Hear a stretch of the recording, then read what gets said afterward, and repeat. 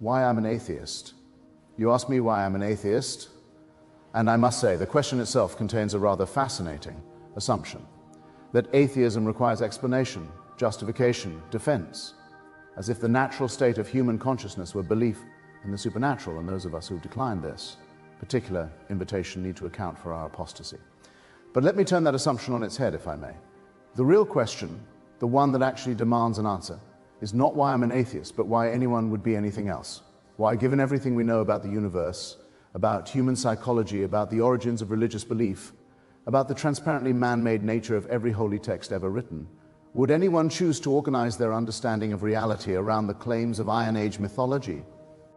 I'm an atheist for the same reason I don't believe in astrology, homeopathy, or the idea that Elvis is still alive and working at a gas station in Memphis. I'm an atheist because I care about what's true, and religious claims about the nature of reality are demonstrably, provably, embarrassingly false. Not metaphorically false, not poetically false, but actually false in the same way that claiming the earth is flat is false. The universe was not created in 6 days by a deity who then needed a rest. Humans did not spring fully formed from the clay. The geological record is not evidence of a global flood. Prayer does not cure disease. The dead do not rise. Virgins do not give birth. These are not matters of interpretation or faith. These are factual claims about the physical world, and they are wrong. But it goes deeper than mere factual error, doesn't it? I'm an atheist because even if I could somehow be convinced that a God exists, and I can't imagine what evidence would suffice, but let's grant it for the sake of argument, I would still refuse to worship such a being.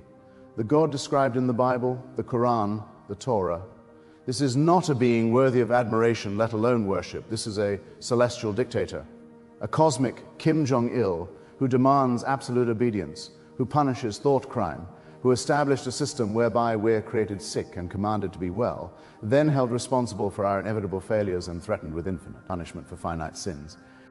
What kind of moral monster creates beings capable of suffering, designs a world filled with disease and disaster and cruelty, then demands gratitude and praise for the occasional respite from the misery he himself ordained?